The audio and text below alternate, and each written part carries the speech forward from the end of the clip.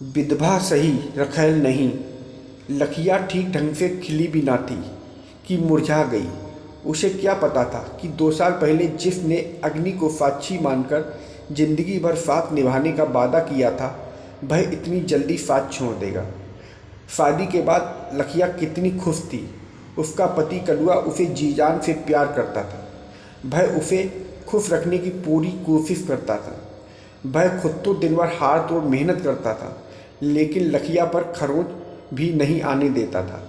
मोहल्ले वाले लखिया की एक झलक पाने को तरसते थे, पर लखिया की यह खुशी ज़्यादा टिक ना सकी। कलुआ खेत में काम कर रहा था, वहीं उसे जहरीले सांप ने काट लिया, जिससे उसकी मौत हो गई। बेचारी लखिया विधवा की ज़िंदगी जीने को मजबूर हो गई, क्योंकि कलुआ तोहफे के रूप में अपना एक वारिस छोड़ गया था। किसी तरह कर्ज लेकर लखिया ने पति का अंतिम संस्कार तो कर दिया, लेकिन कर्ज चुकाने की बात सोचकर वह सिहर उठती थी। उसे भूख की तड़प का भी एहसास होने लगा था। जब भूख से बिलखते बच्चे के रोने की आवाज़ लखिया के कानों में टकराती तो उसके सीने से हूक सी उठती, पर वह करती भी तो क्या करती। जिस लखिया की एक झलक देखने के लिए मोहल्ले वाले तरसते थे, वही लखिया अब मजदूरों के झुंड में काम करने लगी थी। गांव के मनचले लड़के छींटाकशी भी करते थे, लेकिन उनकी अनदेखी कर लखिया अपने को कोस कर चुप रह जाती थी। एक दिन गांव के सरपंच ने कहा, बेटी लखिया, बीडीओ दफ्तर से कलुआ के मरने पर तुम्हें 20,000 रुपये मिलेंगे।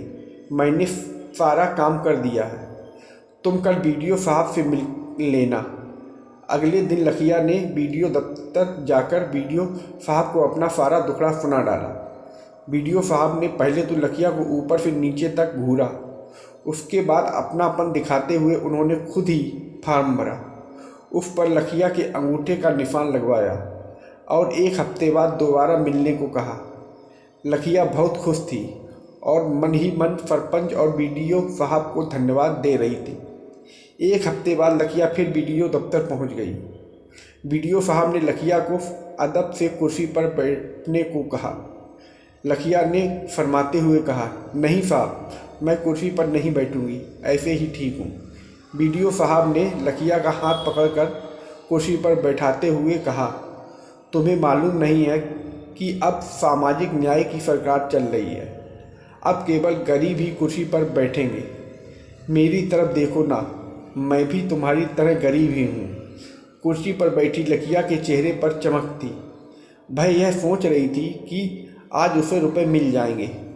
उधर बीडीओ साहब काम में उलझे होने का नाटक करते हुए तिरछी नज़रों से लखिया का गठा हुआ बदन देखकर मन ही मन खुश हो रहे थे।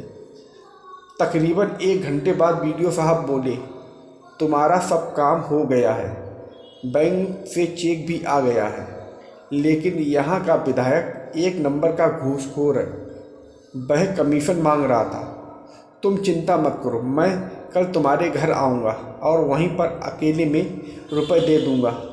लखिया थोड़ी नाउम्मीद तो ज़रूर हुई, फिर भी बोली, ठीक है साहब, कल ज़रूर आइएगा। इतना कहकर लखिया मुस्कुराते हुए बाहर निकल गई। आज लखिया ने अपने घर की अच्छी तरह से साफ सफाई कर रखी थी। अपने टूटे फूटे कमरे को भी सलीके से सजा रखा था। वह सोच रही थी कि इतने बड़े हाकिम आज उसके घर आने वाले हैं, इसलिए चाय नाश्ते का भी इंतजाम करना ज़रूरी है। ठंड का मौसम था, लोग खेतों में काम कर रहे थे, चारों तरफ सन्नाटा था। बीडीओ साहब दोपहर ठीक 12 बजे लखिया के घर पहुंच गए। लखिया ने बड़े अदब से बीडीओ साहब को बैठाया। आज उसने साफ सुथरे कपड़े पहन रखे थे, जिससे वह काफ़ी खूबसूरत लग रही थी।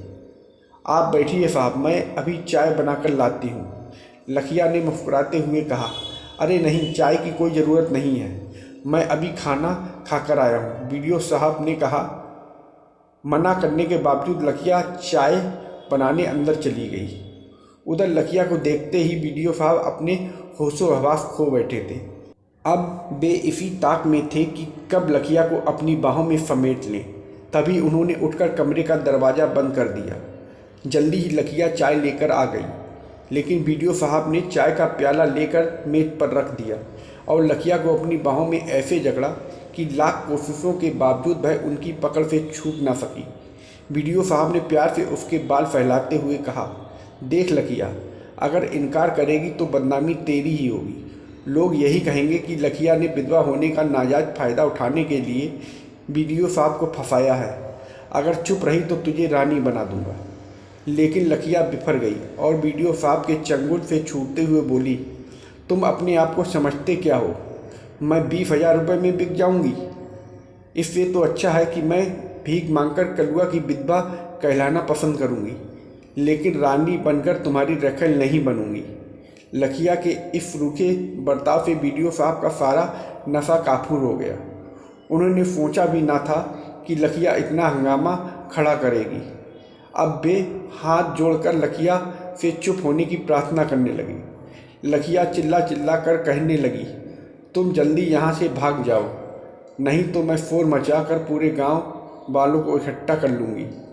घबराए बीडीओ साहब ने वहाँ से भागने में ही अपनी भलाई समझी।